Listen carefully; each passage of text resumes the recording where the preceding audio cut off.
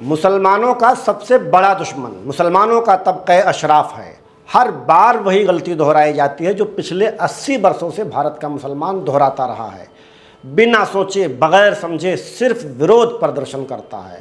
ناموس رسالت کے نام پر عام مسلمانوں کی زندگی جہنم بنائی جا رہی ہے۔ ٹھیک ہے، ناموس رسالت کی خاطر مر مٹنا ایک مومن کی شان ہوتی ہے، لیکن کیا اس سے ناموس رسالت کا تحفظ ممکن ہے؟ اور کیا آئی لو محمد کہہ دینے یا پوسٹر لگا دینے سے نبی سے آپ کی محبت ثابت ہو جاتی ہے؟ اگر ہاں تو اس کے لیے چوک چوراہوں کا انتخاب کیوں؟ بھیڑ جمع کر کے پوسٹر اور بینر بازی کیوں؟ نبی سے محبت کا اظہار زبان سے کہہ کر بھی کیا جا سکتا ہے، اس کے لیے اتنا ہو ہلہ کیوں؟ کیوں غریب مسلمانوں کو مقدمات کے بوجھ تلے دبا کر بے موت مارنے کا کام کیا جا رہا ہے؟ اور اگر یہ سب ضروری ہی ہے تو اس کے لیے عام مسلمان لاٹھیاں کیوں کھائے؟ کہاں ہیں ناموس رسالت کے نام پر روٹیاں سیکنے والے علماء، فقہاء اور مفتیان کرام؟ نبی کے عصمت پر مر مٹنے کی قسمیں کھانے والے پیران حرم کہاں مر گئے؟ جواب دیجئے۔ مظاہروں پر مظاہرے ہو رہے ہیں، نوجوانوں کی زندگیاں تباہ ہو رہی ہیں، لیکن ناموس رسالت کا تحفظ کیوں نہیں ہو پا رہا ہے؟ آپ نے کہا مدرسے بناؤ، عوام نے مدرسے بنا دیے۔ آپ نے کہا مساجد بناؤ، مسلمانوں نے مسجدیں بنا دیں۔ آپ نے کہا جلسے کراؤ، نوجوانوں نے بڑے بڑے سینکڑوں ہزاروں کانفرنسیں کرا ڈالیں۔ آپ نے جو کہا عوام نے وہ کیا، لیکن سوال ابھی بھی باقی ہے، ناموس رسالت آج بھی خطرے میں کیوں ہے؟ یہ بات آپ بڑوں کے سمجھ میں کیوں نہیں آتی کہ ورودھ پردرشن وہاں کام آتا ہے جہاں کی سرکاریں اور انتظامیہ ایماندار ہو۔ جب پولیس اور انتظامیہ سب اسلاموفوبیا سے گرست ہوں تب احتجاج اور مظاہروں سے کچھ نہیں ہوتا، الٹا اس کا نقصان پوری ملت کو اٹھانا پڑتا ہے۔ بریلی کی گھٹنا کو لے کر اب تک 1700 افراد کے خلاف مقدمہ درج ہو چکا ہے۔ اس سے بریلی یا یوپی کے مسلمانوں کو کون سا جائز حق مل جائے گا؟ بریلی میں کیا کچھ ہوا اس کی تفصیلات آگے بتائیں گے۔ چرچا اس بات پر بھی کریں گے کہ اگر احتجاج اور مظاہروں سے کچھ نہیں ہو سکتا تو ایسا کون سا عمل کیا جائے جس سے مسلمانوں کے ساتھ زیادتی پر روک لگائی جا سکے۔ فی الحال چینل کو سبسکرائب، فیس بک پیج کو فالو کر لیں، ہمارے digital media house plate form کو سپورٹ کیجیے، لنک ڈسکرپشن میں ہے۔ 26 سپٹمبر 2025 بھارت کی ریاست اتر پردیش کا تاریخی شہر بریلی۔ جمعہ کی نماز کے بعد آئی لو محمد پوسٹر کے خلاف کانپور میں ہوئی FIR کو منسوخ کرانے کے لیے میمورنڈم دینے کی خاطر مولانا توقیر رضا خان نے کال دی تھی، لیکن توقیر رضا خان خود اسلامیہ گراؤنڈ تک نہیں پہنچ سکے۔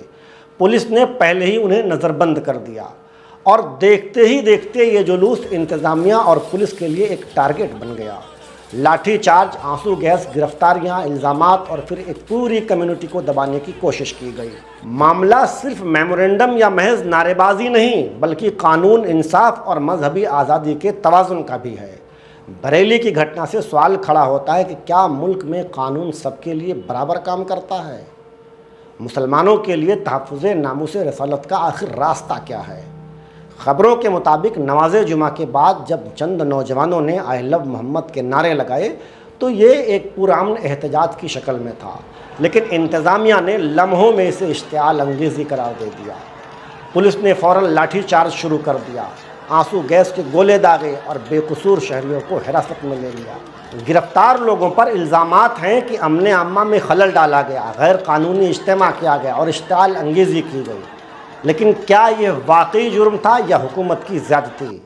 عینی شاہدین کے مطابق پولیس نے نہ صرف نوجوانوں کو پکڑا بلکہ عمردراز شہریوں تک کو نہیں چھوڑا۔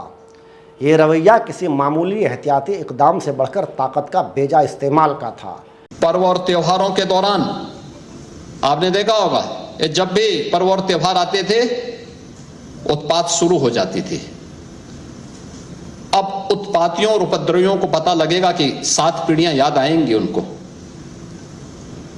کیونکہ کبھی کبھی بری عادتیں جاتی نہیں لوگوں کے، تو اس کے لیے ان کی ڈینٹنگ پینٹنگ کروانی پڑتی ہے قاعدے سے، جس سے ان کی بری عادتوں کو ہم ٹھیک کر سکیں۔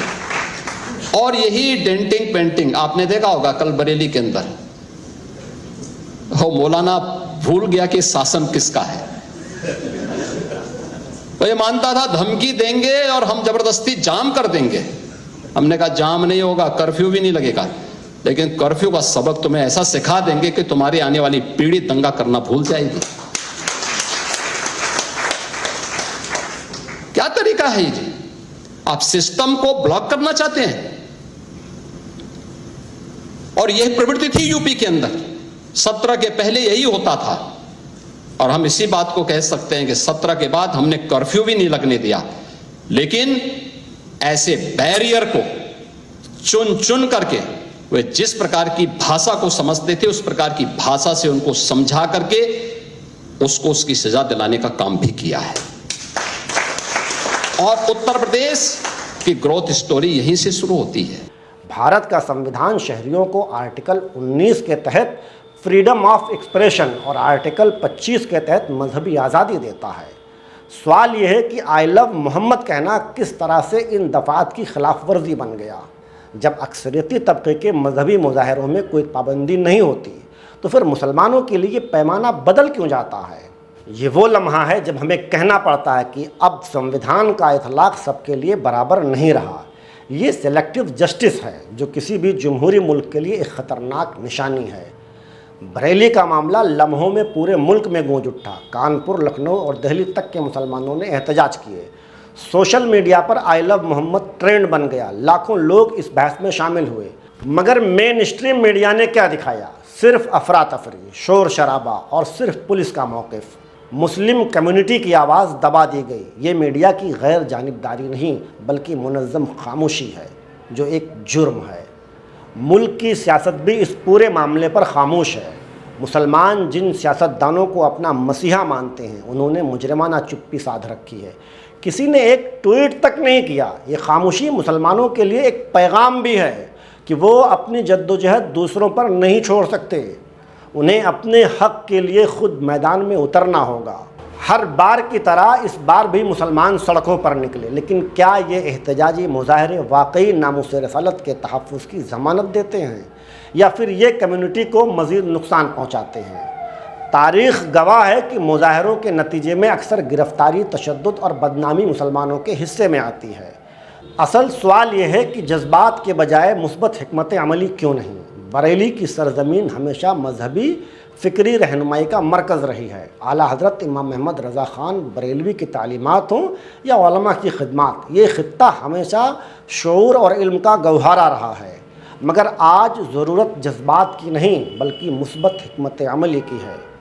मुस्लिम कम्युनिटी के मसाइल या किसी भी कम्युनिटी के मसाइल सड़कों पर हल नहीं होंगे बल्कि पार्लियामेंट, अदालत और मीडिया में आवाज़ बुलंद करने से हल होंगे। लेकिन क्या मुसलमान सियासी तौर पर मुत्तहिद हैं? ये सवाल सबसे अहम है। क्या वाकई वो एक मुश्तरका प्लेटफार्म पर अपनी क़यादत को आगे बढ़ा रहे हैं? अगर नहीं तो एहतजाज कभी भी मुअस्सिर नहीं होगा। ताकत हमेशा सियासी और कानूनी मैदान में हासिल की जाती है। मीडिया और सिविल सोसाइटी के साथ ताल्लुकात बेहतर बनाने चाहिए। अगर आपकी आवाज़ मेन स्ट्रीम मीडिया नहीं उठा रहा है तो ख़ुद का मीडिया हाउस कायम कीजिए। अगर आप लाखों मदारिस, करोड़ों जलसों का खर्च उठा सकते हैं तो एक मीडिया हाउस कायम करना कौन सी बड़ी बात है? सैटेलाइट चैनल के क़याम में दुश्वारियां हैं तो मुनज़्ज़म डिजिटल मीडिया प्लेटफार्म कायम कीजिए, यहीं से शुरुआत कीजिए, लेकिन कुछ तो कीजिए।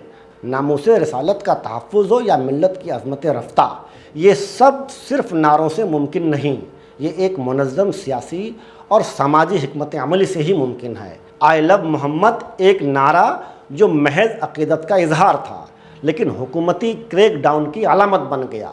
ये वाक़या साबित करता है कि कानून, मज़हब और इंसानी हुकूक़ के दरमियान तवाज़ुन कायम करना आज की सबसे बड़ी ज़रूरत है। एहतजाज और मुजाहरों से ये पॉसिबल नहीं। मुसलमानों के लिए सबसे बड़ा सवाल ये है कि क्या वो हर बार सिर्फ एहतजाज पर ही इक्तफ़ा करेंगे या अपनी आवाज़ को सियासी और कानूनी मैदान में मौसर बनाएंगे।